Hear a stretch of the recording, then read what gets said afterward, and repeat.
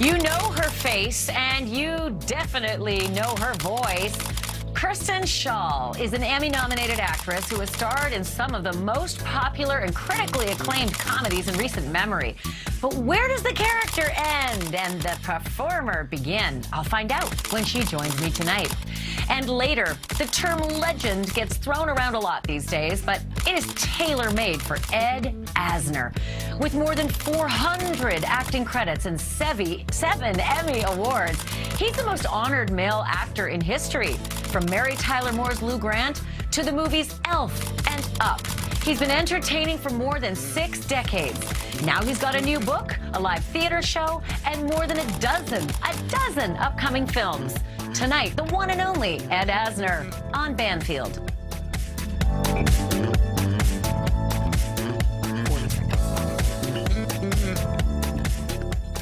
She is one of the funniest and most unique comedic performers working today. You've probably seen her on The Last Man on Earth. Maybe you have heard her voice on Bob's Burgers. And your kids, they definitely loved her on Gravity Falls. Her new show is called The Mysterious Benedict Society. It's streaming now on Disney+. Kristen Schaal, thank you for joining me. Total fangirl crush for a million different reasons, the latest one being Gravity Falls. How are you? Well, I'm wonderful, Ashley, because I get to meet you, and I'm on the show with Ed Asner. That's, thank you. Right? Wow. Doesn't get better than that, right? Who are your comedy inspirations? I mean, I looked at Ed Asner way back when I was a kid, but you're younger than me. Who'd you look up to? Well, you did. I do love Gilda Radner. So just for the audience at home, Ashley told me that I reminded her of Gilda Radner before we started, and I almost started sobbing because that is the hugest compliment you can give a comedian. I loved her. I loved, who else? Carol Burnett. I read her autobiography just to figure out, how do you get from your house in middle America to New York, and she had to go on that journey too. So I loved the Muppets too. Yeah, the Muppets. What a great answer to an inspiration. But, there's something about your voice, clearly. I think Gilda Radner also had the voice. I mean, when she did Rosanna, Dana, and she did Emily and all those other characters, she had that physical essence to her comedy, which I think you do as well. So I haven't seen The Mysterious Benedict Society. I just heard that your character's called Number 2. You must have said, I'll take it, when the agent called. Oh, yeah, that was a no-brainer. I love any character with a good name, and Number 2 is one of the best names, I think, in storytelling. Also, it's a mystery as to what her real name is, and I like a character that has a mysterious backstory, too. And it's a little like, remember 99 on Get Smart? There's another, character with just a number whose name we never knew. Yeah, but it fits. Somehow it fits perfectly. Or Crazy 8, I think, in Quentin Tarantino, in Kill Bill 2, 1, 2. Yeah. Crazy 8. Oh no, it's the Crazy 8s. Sorry. Well, they were a gang that really destroyed.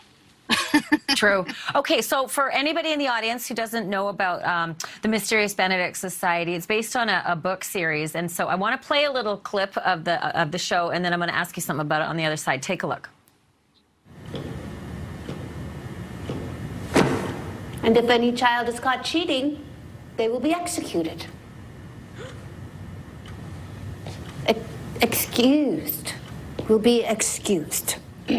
This test is going to be long, and it's going to be difficult. Was I not clear about the talking? Oh, I just groaned. Well, now you've spoken again. You are excused. You filmed this in Vancouver, Canada, I think during the pandemic, too. So, and I know I'm from Canada, and I haven't seen my family in 2 years, so I must assume that you had some trouble going up and over the border, or maybe because it was work, you didn't. How did it go? Oh, it was really difficult. They were allowing essential workers to go around August, and I mean, Ashley, to be considered an essential worker, someone who just delivers yucks, was a high honor, a testament to how crazy these times are.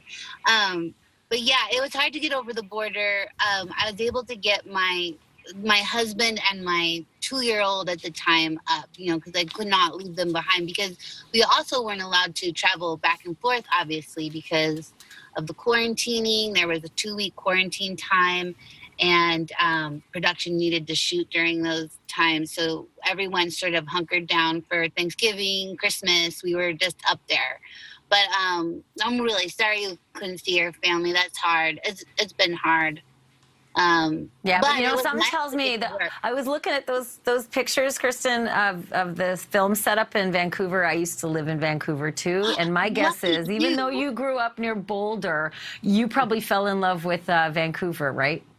Fell in love, Ashley. I mean, in love. The way the Rocky Mountains come up out of the ocean, like you get to have everything in Vancouver. Not only that, but having a little girl, there was a playground like every 2 blocks. Like there's just like littered with playgrounds, nature. It's the most gorgeous city, I would say, in the world. Ashley, why did you leave? I know, right? For the magic of doing U.S. television. And you know what? I'll give you a little secret, because I know you have, she's 3 years old now, your little girl, Ruby, but they give you a whole year of maternity leave, too. I didn't have it when I came to the U.S. I had my babies here. But listen, I digress. I do want to ask you a little bit about, we saw a picture of you with Tony Hale, who is co-starring with you on the Mysterious Benedict Society. We just had him on the show as well. And we were asking him about the fan base. Like, it's like a cult fan base with you guys. He has all these fans from his, previous productions that have tattooed his image on their bodies. Gary from Veep and, from Arrested Development as well. And lo and behold, Kristen, we found fans who did the same thing with your image. Did you know that you're tattooed on a bunch of people? I know. Well, my characters are. I have yet to see a Kristen Schaal face on a body, and that is fine. I'll just leave it on this one. But yeah, it's the hugest honor.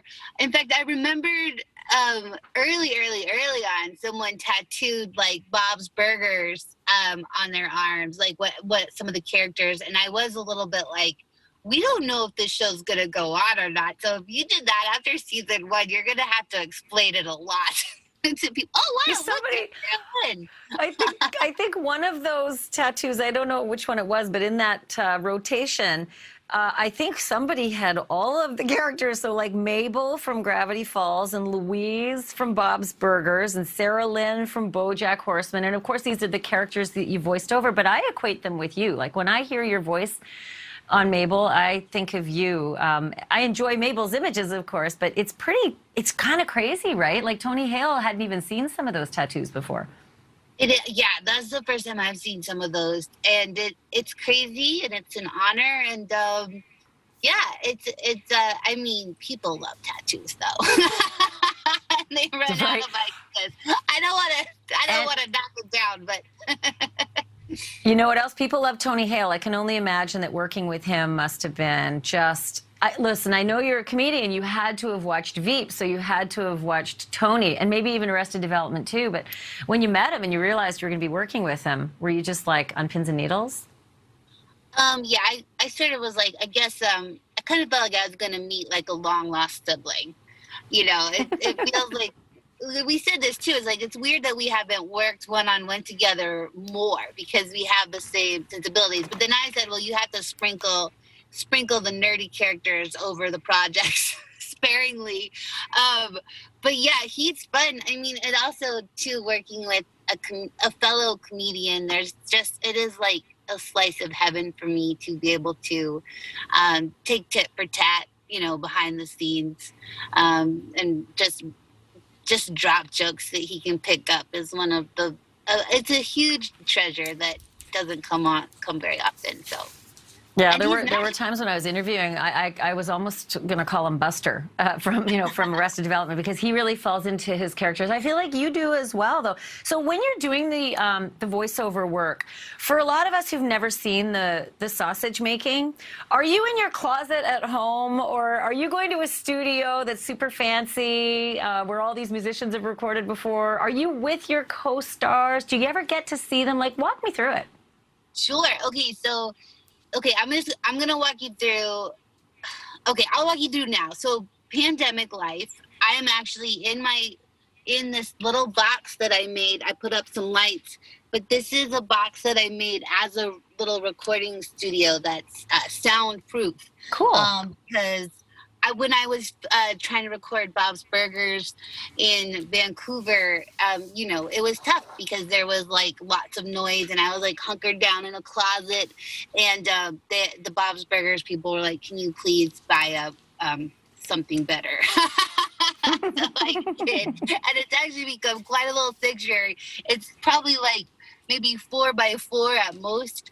And sometimes I can tell you a secret. When this interview is over, I might stay in here a little bit longer. It's like locking yourself in the bathroom, So that's pandemic. But before that, and hopefully soon, we would go into a studio. And in Los Angeles and in New York, these studios are, they're legendary. It's like a lot of the, Stevie Nicks and Fleetwood Mac performed here. And then they'll tell you stories about where the drugs are stashed from the 70s. Are your co-stars there? Like, do you get to actually act with the co-stars, or do you have to just kind of pretend what's happening with your co-stars? Right. So the co-stars for Bob's Burgers are usually there. Even if some of them live in New York, we'll have them phone over, and I'll be in LA with usually like the other people who live in Los Angeles. And we love to play off each other and improvise together. So that's the rare animated show that I am with my cast members. Every other show I'm doing usually by myself alone, and it's lonely. I'll do it with the director who will act with me, usually like feed me the line so I can react off of somebody. But that's about how it goes down. And it's fun. Okay. So the one thing I had to ask you about doing voiceover and comedic shows and animation, you, my dear, got to do, like, you got the holy grail of doing animation, an episode of The Simpsons, but they got your name wrong in the credits, and they made good on it. So first of all, tell me what it was like being on The Simpsons, and then tell me what happened and how they made good on the messing up your name and the spelling in the credits.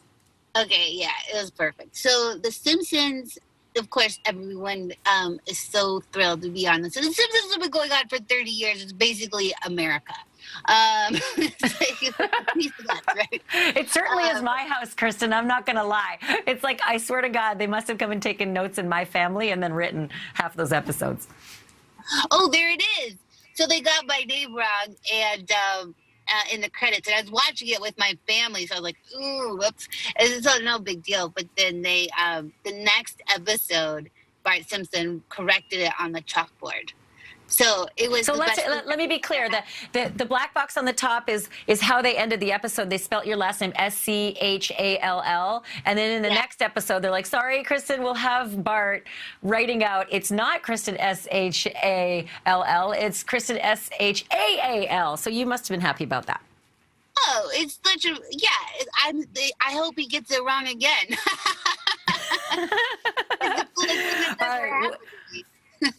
When we come back after the break, I have so many more questions for you. I fell in love with you in the show Flight of the Conchords. Not everybody saw that show, but the people who did are like crazy, insanely in love with that show because it was one of the funniest things ever made.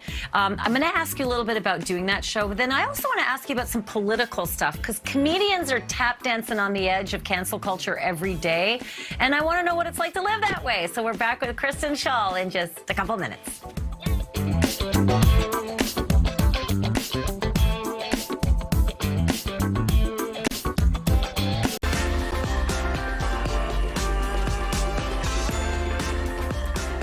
We are back with the uber funny Kristen Schaal, and I can't even begin to list all your accolades, but our audience probably knows your voice, if not your face, from all your amazing stuff on The Daily Show as well. I'll get to that in a moment, but first I want to just ask you a little bit about what I was saying before the break. Cancel culture is something that's very real for comedians because lots of comedians are getting canceled, and the mob seems to come for you, whether it's right wing or left wing. And there doesn't seem to be much of a safe space. How do you navigate? Oh, I guess, well, I think comedy is constantly evolving. That's what's so exciting about it. That's why I got into it, is because it's not a stagnant art form. It's an art form that reflects the times. So I think you got to keep up with it. And if your audience is telling you that this isn't funny to them, then you got to listen and you got to figure out what it is. And isn't that so exciting to find what the new jokes are? Do you think that you got nimble about that, Kristen, because you worked on literally a nightly comedy news program called The Daily Show with Jon Stewart, and you have to react pretty quickly. I know some of the bits were taped, of course, but they're dealing with news every single day. So, by the way, we had Samantha Bee and Larry Wilmore on the shows as well, and they talked a little bit about trying to navigate that line and figure out where you cross it, where you don't. Mm-hmm. Yeah, I think I don't know. To me, the line doesn't seem that blurry. I think the line is just about empathy and kindness. I think everybody sort of has more of a voice and a platform now because of the internet, and they're all sort of expressing that they're there. And if you're calling a shot at them, then think about it. Like, is it funny to everybody? I mean, I don't know. It does, yes. It gets confusing because comedy is so specific. But I really do feel like the line is coming from a place of not being kind. At least that's what I've observed. Yeah, it's funny. It really depends on who you ask in the world of comedy, how they feel about it. Some comedians I ask who actually appear very liberal say things like, hey, listen, we're supposed to be poking fun at the world. We're supposed to be reflecting things. So we should never be kowtowing, to a mob, or, we should actually have some fun with our words and make sure that everybody can at least feel comfortable and at least lighten up about all of this. But then others will say, no, you got Jay Leno. It's just like you got to move with the times. Speaking of moving with the times, there are so many people who want to know if there's going to be more episodes of Flight of the Conchords, because it was never canceled. And if our audience watching right now hasn't seen it, do yourself a favor, find it, watch it. Do you think there will be more of those shows? They were brilliant. They were brilliant. It was what sort of broke me into the world of comedy and opened all the doors. And there you go. Now there's an evergreen sort of form of comedy. Because you want to, this is lasting forever because their music is so good. But I don't think there will be more. I don't. Really? Even though it's not officially canceled? Yeah, you know what? It depends on Jermaine and Brett, the Concords. They do tour together. Oh, God. Even looking at this old clip, my heart's going pitter-patter. They're so cute. Oh, God. I mean, really Jermaine and Britt. They do tour. They tour and they have some new songs, and the songs are incredible. Maybe they will. Maybe they'll both get really bored and want to do some more, but they're so busy. Well, does your 3-year-old daughter, by the way, have any idea what you do? Because you're in cartoons. My kids loved Mabel and Gravity Falls. Does your daughter even know you do these things? She sort of knows. She just turned 3. So they're she was sort of aware that I was leaving for work to go, work on the Mysterious Benedict Society. But all she sort of understood was I went to work and came home with red hair because they dyed my hair for the character. So she thinks I go to work and then just get red hair, and that's my job. But I was a little bit. I am coasting. I'm like, okay, she's kind of a daddy's girl, which, hey, I get it. My husband is the best. But I'm like, when you get into cartoons, are you going to think I'm awesome? Or are you going to be annoyed that your mom's voice who tells you what to do is now trying to entertain you? I don't know. Well, I'll tell you what. I mean, I absolutely understand what you're going through, and I can only tell you I've got a 14 and 15-year-old, 2 boys that think I'm an idiot. They think I'm embarrassing, she's so public. Ugh, you'll never be the superstar that you are to your kids, that your fans think you are. So just be prepared for that if she's only 3. Hey, quick question about what you used to do before comedy, because it's always so telling where someone gets their funny bone, whether you're just born with it or whether it's acquired through crazy jobs. I think I read somewhere that you were a character called Peppermint Twist. What was that all about? Was that at like a candy store or something? It was at FAO Schwartz, the now bankrupt FAO Schwartz in Manhattan. They hired a bunch of out-of-work actors to sort of roam around the toy store dressed up as, a game show host to sell the games in that department, and like a toy soldier. And I was this character they created called Miss Peppermint Twist, who was supposed to shill candy in FAO sweet shop. And it was, I'm sorry to say, one of the worst jobs I've ever had. But you know what? It didn't kill you, so it made you stronger. Okay, so Kristen, we do these little games with our very fun guests. Sometimes they pertain just to you. We have a game that we're going to play with you if you're willing after the break. It's called Schaal or Nothing. So it's not going to trip you up on anything, but I think you'll have fun. So when we come back after the break, going to ask you a couple questions about your career. Put your thinking cap on, and we'll do Schaal or Nothing in a couple minutes. All right.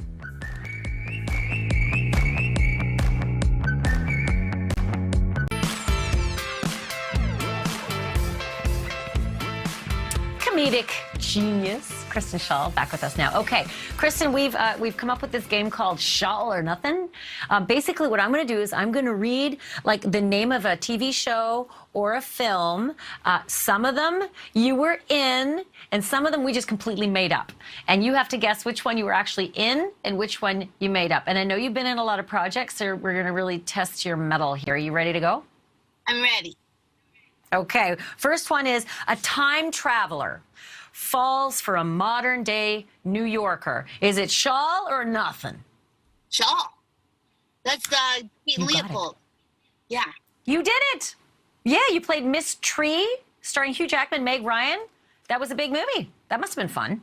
That was a big movie. One of the first breaks I got, and I was waiting tables, after it was out. I was like, I can't bring people Arnold Palmer's when they tell me to see me in a movie.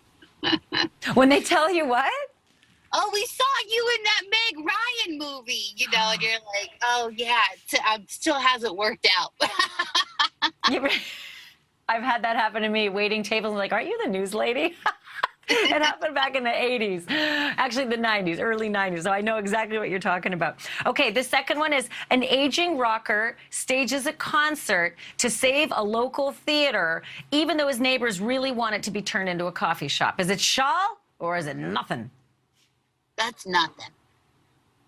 You're right. We completely made that one up, so good for you. Okay, a girl discovers that she has a talent for making sculptures out of food, and she enters a local contest. Schaal or Nothing?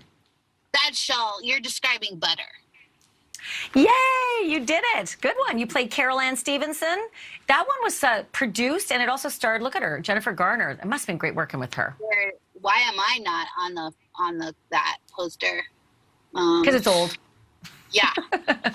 There you go. Yeah, Jennifer Garner is hands down one of the nicest, kindest people. She will give Tony Hale a run for his kind money. Oh, and by the way, she has a very funny Instagram. I follow her, and she does all this fun stuff in her kitchen at 5 a.m., so she's worth following. That butter was from 2011, so good for you for remembering. Okay, this next one, a team of robots rushes to save a group of humans trapped in a fire. Schaal or Nothing? Nothing. Nothing. Did you freeze, or are you thinking? Sorry, go ahead. Say it again. Nothing. You don't remember doing Transformers? I didn't do Transformers. Are you kidding? Rescue Bots 2016? You played a human named Chickadee who was a con artist, a show aimed at preschoolers. Did we get this one wrong? Oh, yeah. Maybe. Okay. Okay, so Banfield, nothing. All right, we'll move on to something we think we probably got right. A pixie. Well, if I did, I apologize to the Transformer studio and artists if I did and forgot. Listen, I forgot what I had for, midday snack, which was only an hour ago, so don't worry about it. A pixie has trouble fitting in because she's allergic to her own pixie dust. Schaal or Nothing? Nothing? It's nothing. You got it. We made it up. Whole cloth. Okay, and then this last one. A shy nerd is trapped in a controlling marriage and is reunited with a childhood love. Schaal or nothing? Boy, that's so vague. I'm going to go ahead and say Schaal. You're right. Yeah, 2007. It's going back in time. It's Norbit. You played the event organizer. Eddie Murphy was the star of that one, obviously, and Norbit was extremely funny. So good one. You got pretty much almost all right, and we came out the complete losers when we thought maybe, well, no, we're going to go and we're going to Google it, because, you know what, we both could be wrong. Who knows? Okay, a couple of things I have to get to you. The social media world was electrified knowing you were being on the show. So Allison C. has this question for you. What is your best and worst experience as a comedian? Ooh, okay. I think, wow, the worst experience might have been when I did a show. It was at a college in upstate New York, and I was doing a show with my comedy partner, Kurt Brownmiller, and we had this bit with a sound cue, and I said, basically, I said, and now for the live sex act, and they would play this sexy song, and we would come closer and closer together, and we would pollinate a flower. It was super dumb, but someone heard the cue and they were like, I'm sorry, did you realize that this was a family? It was a family show. Like, it was a freshman brings their little brothers and sisters and moms and dads, and they all come. I did not know that. I thought it was college kids and they could handle that material. So it was like, oh no, the show's so blue. So that was hard. And I would say my best moment, I think maybe playing Radio City Music Hall. I opened for the Flight of the Conchords. Sometimes I can't believe that happened. I'm like, is that a dream? But it was pretty cool to get to see my name on that marquee. No kidding. I think that'd be a, you know, again, another holy grail for comedians. By the way, I just was Googling, and there's an IMDb entry about rescue bots, and it says 2011 to 2016, Kristen Schaal as Chickadee. It could be wrong, because the internet, you know the internet, right? Yeah, I know. It's infinite and infinitely wrong. Okay, next question. This is a good one. This is from Henry H. Henry H. wants, this is a great question. As Conan O'Brien's supervillain arch nemesis, what are your thoughts on Conan's show ending? You know, I've been thinking a lot about it, because it's this funny thing with talk show hosts. You know, I worked with Jon Stewart on The Daily Show, and I really liked Jay Leno too. And it's this thing where you get this job that basically never ends. You know, it's the longest job in showbiz. So it's like, yeah, I mean, I was sad about it, but also I'm like, yeah, why do they have to do this show for their whole lives if they're not totally enjoying enjoying it? I don't know if that's why he quit, but I think it's brave, and I think it's good to just do something else. But I will miss him. Sometimes it's family, right? Like, loads of people give up. They go out when they're at the top and they say, I just want to do more with my family. I've got loads of money. I don't need it anymore. Other people say, listen, Jay Leno works on his days off. So everybody's built differently. And maybe he just wanted some downtime. I get it. I totally get it. Okay, quickly. Natalie S. asks, my kids love Gravity Falls. Any chance for new episodes? I'm right there with them. I watch those even when my kids aren't in the room.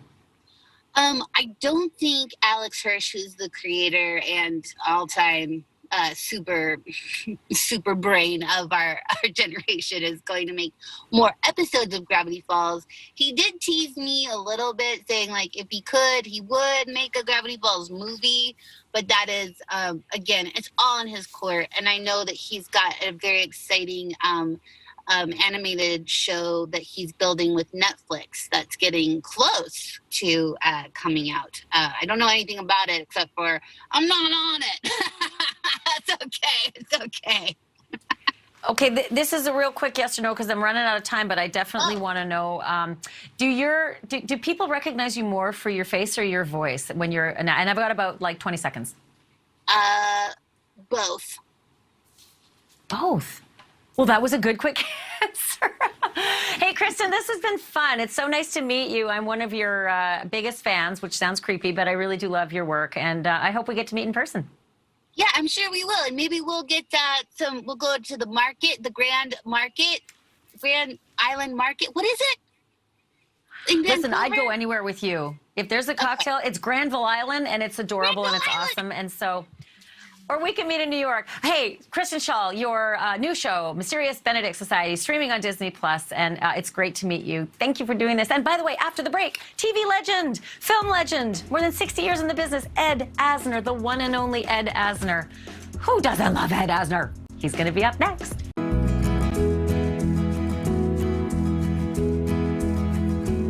There are few actors who at age 91 are churning out the kind of quality entertainment that Ed Asner is churning out. Books and films and live stage performances, well, those are usually the domain of the young and energetic, but ask Ed Asner about that and you might get the kind of response you would expect from Lou Grant, an eye roll and maybe a growl.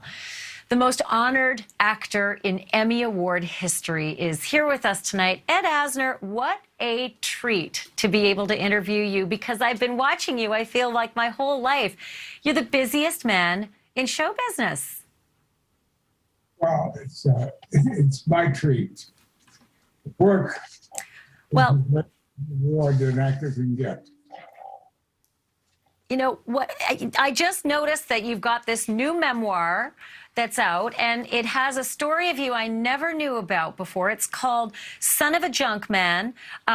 It's all about growing up with your dad, who really was a junk man. It's amazing. The stories that I've been reading about, and you've got the foreword written by Paul Rudd, who also grew up in Kansas City. You starred together on Broadway in the play Grace. That must have been a treat to have Paul Rudd open your book for you. A great treat because he's such an intelligent fellow and he's so charming, and everything falls into place when you get somebody like that. You know, he looks at you as, you know, a role model, which I would imagine is also really fulfilling. But as I looked at your IMDb, Ed Asner, you go on for decades. There's, I think, 6 decades of entertaining different generations, whether you're Santa or whether you're Lou Grant or whether you're in, you know, voiceover animation movies that delight, you know, kids. And of course, Santa in the phenomenal movie Elf. Does it feel special to know that you've touched so many generations? Well, I like gluts, and that this kind of case I like a lot. It's nice to become established as Lou Grant with Mary Tyler Moore, and then years later to have Up and Elf replace people's attention. Well, you've never replaced my attention. I think of you in concert with the phenomenal Santa character that we're seeing on the screen right now, playing alongside Will Ferrell in that iconic movie.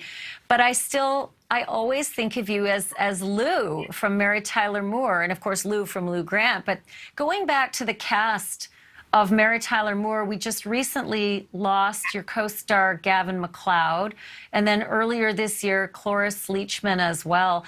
That's got to be, I mean, it's just got to be a real gut punch to have lost 2 of those very special people in your lives in the last year. You're automatically thinking, I automatically think they're healthier than I am. They should be living longer. They surprised me. They cut out before I did, and I think it's unfair. Well, healthier than you, I'll tell you what, no one works harder than you. I interviewed William Shatner recently at 91, and he's, I think actually he's 90, and he is also just turning out the projects. Like I said, your IMDb has you doing about 10 projects a year. And I think in 2017, if my math is right, about 15. How do you, honestly, how do you keep that pace? Well, it's not that big a pace. we're used to it. We're used to the crunch and the crush from the beginning. So that right now, there is no crunch and crush. We just finished a little movie that my daughter made, a 17-minute movie. And took 2 nights to do it. We did it with all family. And it looks good. It looks good. Well, I was looking back in the old clips of the Mary Tyler Moore Show while doing research for this interview, and I was laughing because I remember watching these exact episodes. They became iconic, and I watched them many times over, but to watch them again is just such a treat. I want to actually play one. This is that classic Chuckles the Clown scene where you and Murray and Sue Ann cannot stop laughing in the newsroom about the death of Chuckles the Clown. Let's take a look. I give up. You win.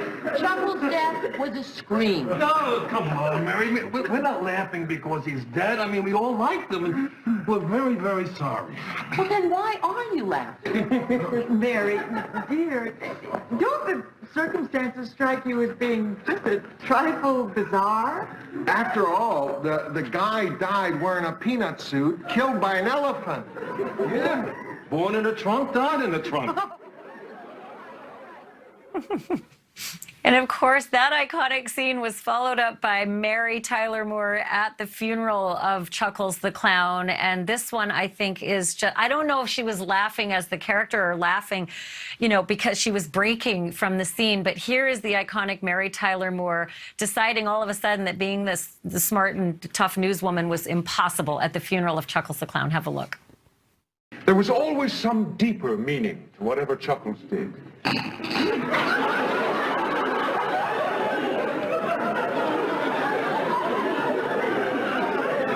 you remember Mr. Fee-Fi-Fo's little catchphrase? You remember how, when his arch-rival, Senor Kaboom, hit him with a giant cucumber and knocked him down? Mr. Fee-Fi-Fo would always pick himself up.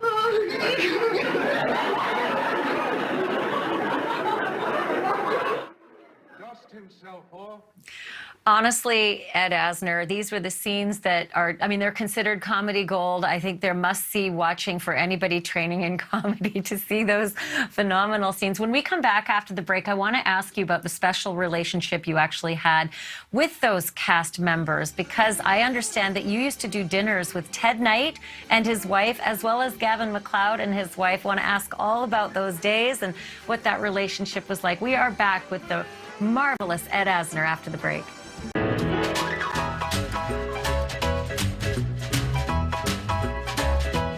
We are back with legendary actor Ed Asner. Ed, before the break, I mentioned that you used to have these dinners with your co-stars from Mary Tyler Moore, Ted Knight and Gavin MacLeod, and your wives. Tell me a little bit about your relationships off screen.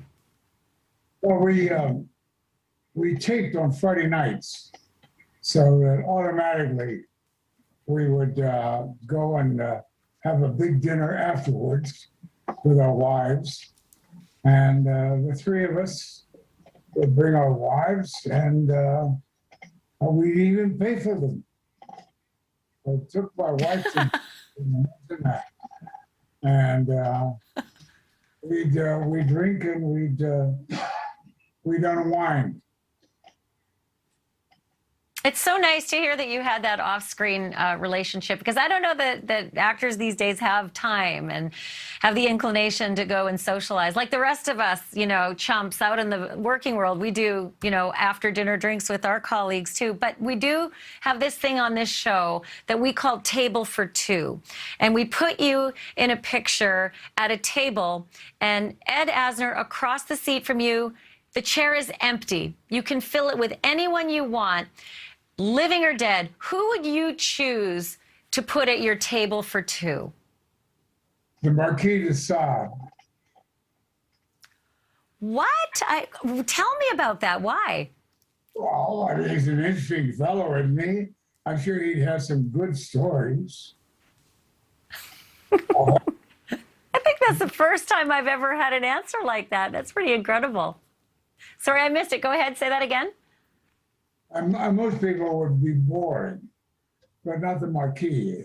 He's used to writing up the episodes of his escapades. So it would be interesting to hear which ones he'd share with us.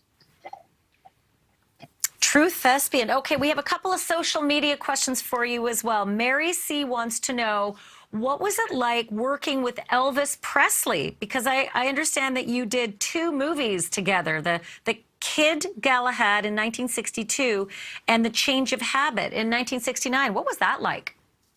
It was wonderful.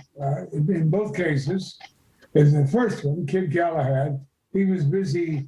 He had a large entourage of Southern boys following him around, but he was busy breaking his hands learning karate.